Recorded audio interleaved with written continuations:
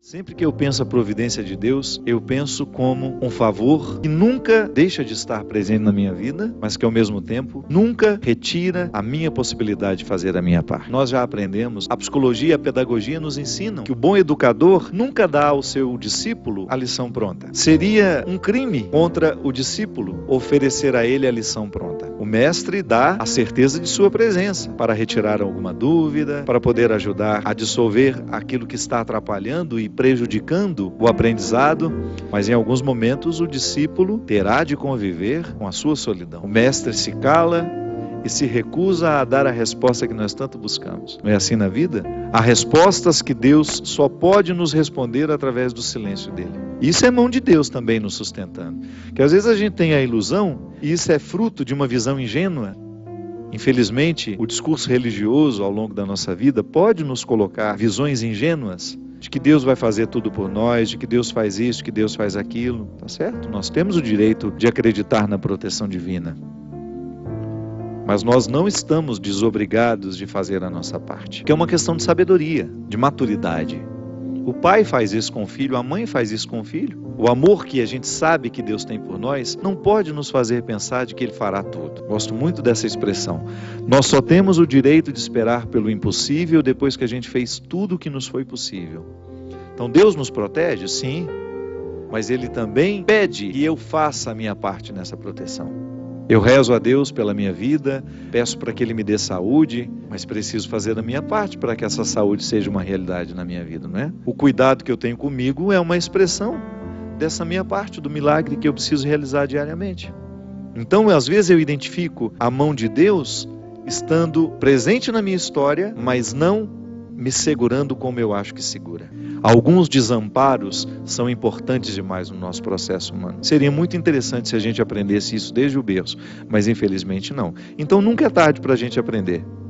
A desproteção que às vezes nós sentimos na vida também é a mão de Deus, porque aquele que ama desprotege, para que você fique exposto àquilo que você precisa viver e experimentar, sozinho.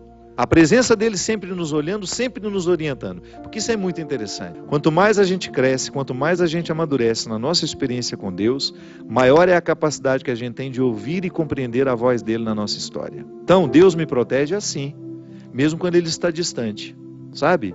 Não é que ele fica distante, é que nós nos sentimos por causa das situações da vida. O contexto desfavorece perceber essa presença intensa na nossa vida. Então, aquele momento de desconsolo, meu Deus, parece que eu estou abandonado pelo Senhor. Não é não. Esse desconsolo faz parte dessa proteção dele na nossa vida. Porque quem ama sabe muito bem que o amor também precisa passar pela dura experiência da desproteção. Porque excesso de amor desprotege. Quando uma pessoa é excessivamente protegida, no fundo, no contrário de tudo isso, existe uma desproteção, porque aquela pessoa não consegue amadurecer. Então ela vai ser eternamente ingênua, vai ficar eternamente acreditando que ela está dentro de um conto de fadas. E a vida não é um conto de fadas. Então acreditar na proteção de Deus não nos dá o direito de pensar que Deus fará tudo por nós, que caminhará por nós. Não. Ele vai estar sempre nos fortalecendo à frente dessas batalhas que nós precisamos enfrentar, mas nós estaremos na responsabilidade de realizar a parte que nos cabe. Foi assim com Moisés. Essa música cita Moisés, né? Foi essa mão que ajudou Moisés a dividir o mar em dois. Há nessa passagem uma riqueza muito grande que está em Êxodo. Quando Moisés está apavorado, porque ele retirou o povo do Egito e saiu na direção dessa terra prometida. A terra prometida seria alcançada, uma promessa que Deus fez a Moisés, desde que ele se encorajasse a retirar aquele povo da escravidão e atravessasse as dificuldades do deserto. Veja que quem já teve a oportunidade de ir a Israel sabe muito bem o que é o deserto. Você entrar naquele deserto para chegar a um lugar que não sabemos onde é, que só está no coração de um homem, como promessa, é uma dificuldade muito grande. E o povo acreditou, foi atrás de Moisés, começou a viver as restrições do deserto, a fome, começou a sentir saudade das cebolas, né?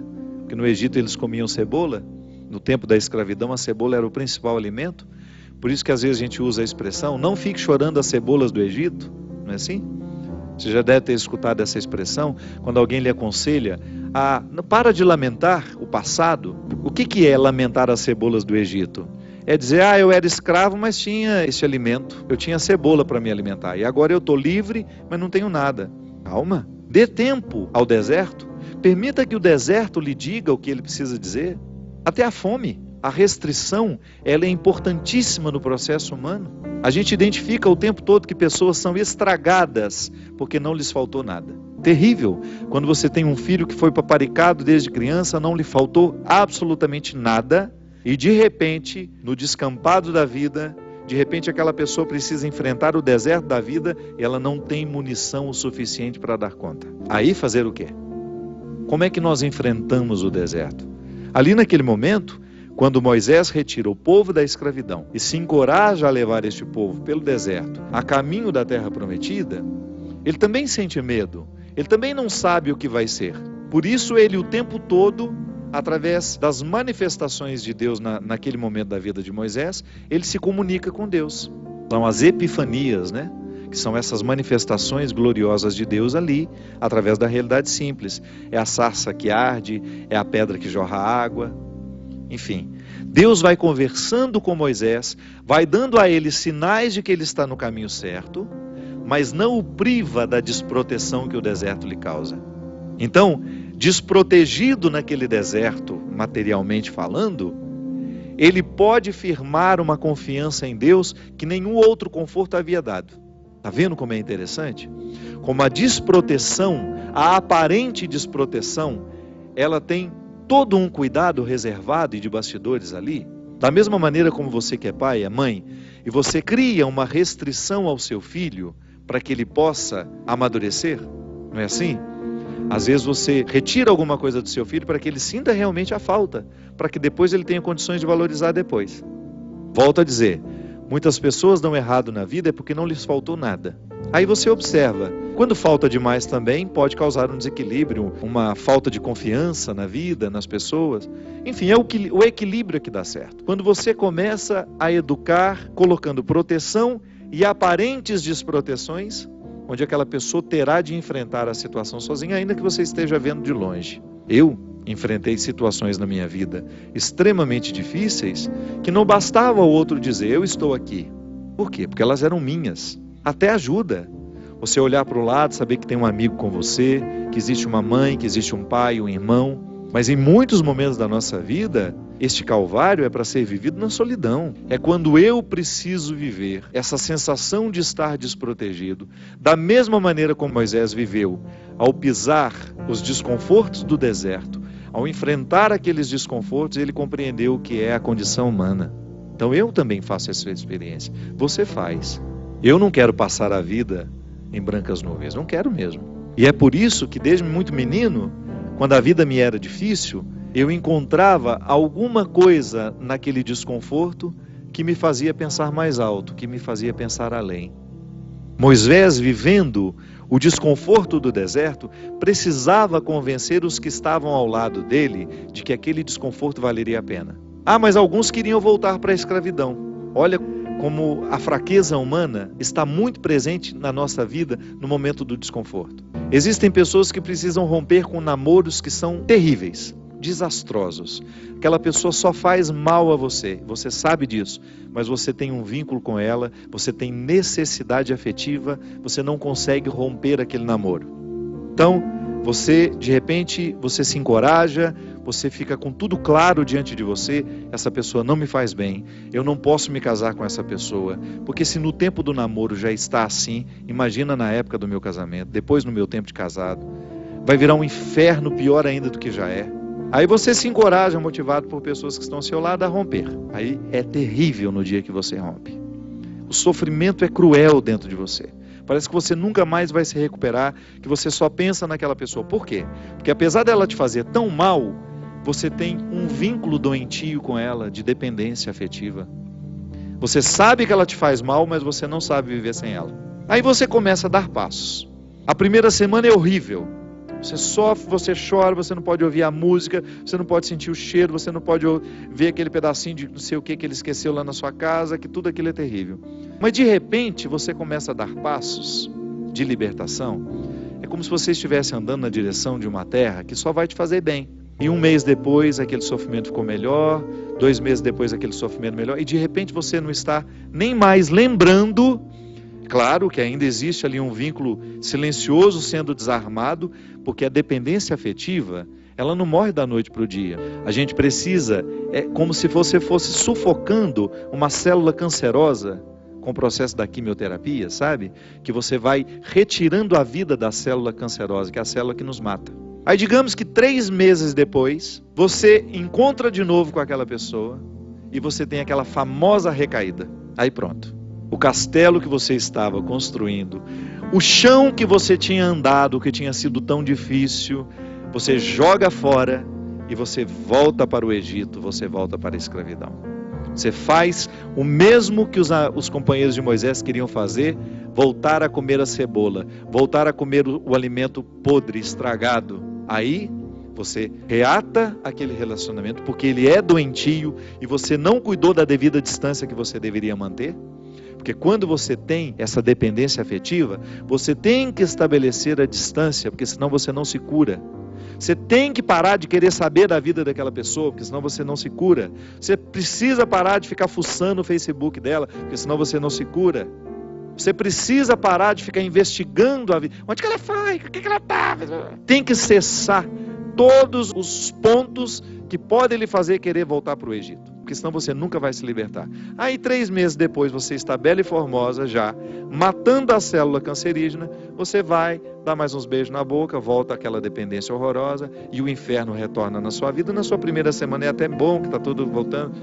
Daqui a pouco, minha filha, você está no inferno pior do que você estava 3 meses atrás. Quando a gente não sabe viver o desconforto que nos edifica, a gente se boicota o tempo todo. É como parar de beber, é como parar de fumar. Você fica sem fumar 1 ano e você comemora porque você parou de julgar aquela toxina cancerígena no seu organismo e de repente você vai lá e acende um cigarro de bobeira e aquele vício volta como se fosse um monstro capaz de te comer inteiro. Todo aquele sacrifício que você fez dos primeiros dias sem fumar vai para o saco. Por quê? Porque você não foi capaz de viver o desconforto de renunciar. É impressionante como essa mão de Deus nos auxilia assim, nos fazendo conscientes do que nós precisamos romper na nossa vida. São situações que a gente precisa estabelecer limites para elas, porque senão a gente não vai ser curado nunca. A gente vai ficar eternamente doente na fila dos necessitados, chorando e mendigando um pãozinho de bondade do outro, um pãozinho de afeto do outro. Pelo amor de Deus, nós não fomos feitos para isso. Nós não fomos feitos para ficar arrastando dependentes afetivamente dos outros. A gente foi feito para amar. E o amor só tem sentido na nossa vida se for para nos edificar, se for para nos ajudar a atravessar o desconforto do deserto. Caso contrário, ele não faz sentido. Esse pseudo-amor, esse falso amor que às vezes a gente diz sentir um pelo outro, que não nos ajuda no desconforto do deserto. Eu preciso viver os meus desertos, você precisa viver os seus. E os verdadeiros amigos são aqueles que reconhecem os desertos que o outro precisa passar e fala: isso mesmo. Vamos passar por esse deserto porque você precisa dele. Agora, a Poliana, ela quer aquela vida feliz, ordenada. Lembra daquela personagem? A Poliana, onde tudo era o jogo do contente, né?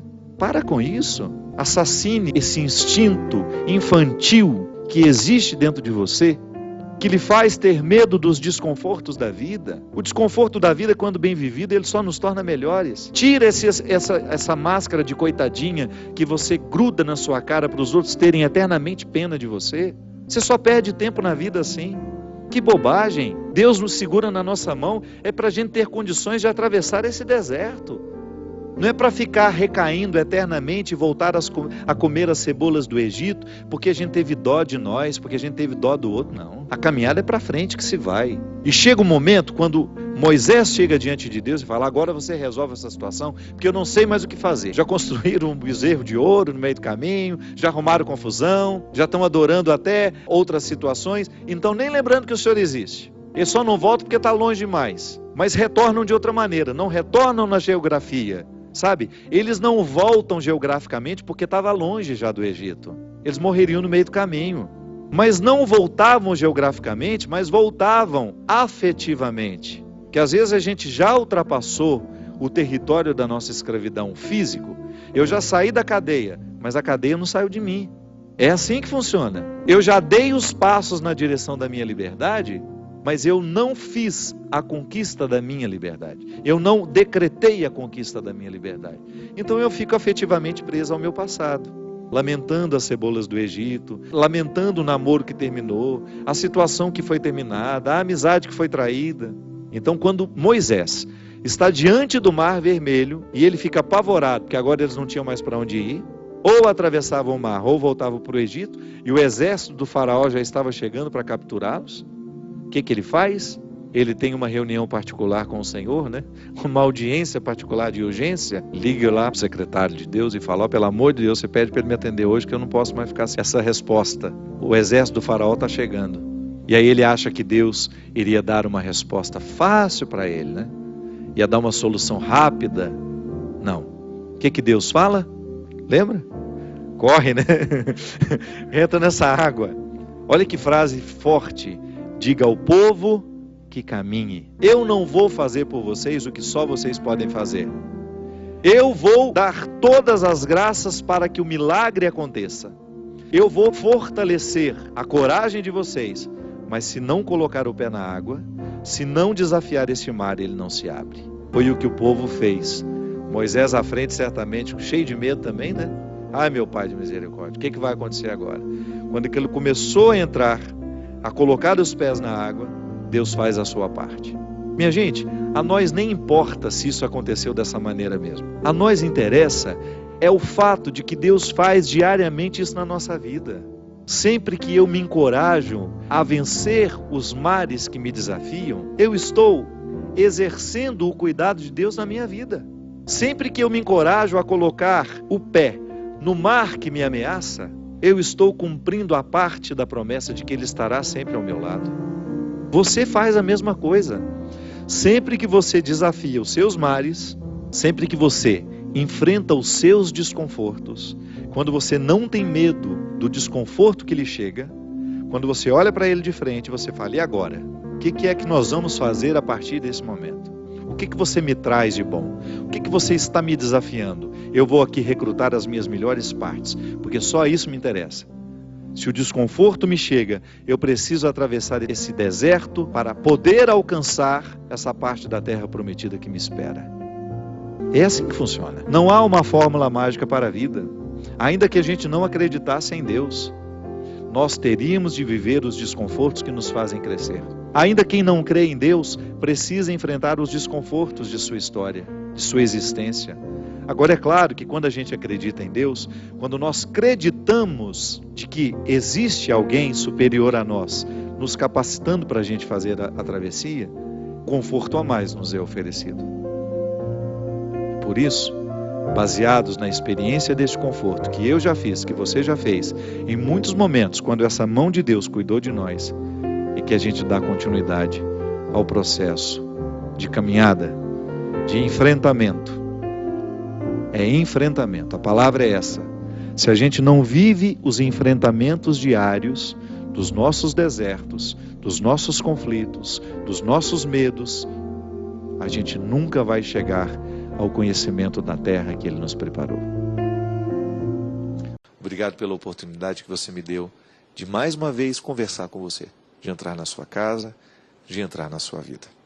Derrame sobre todos nós a bênção do Deus Todo-Poderoso, Ele que é Pai, Filho e Espírito Santo. Amém.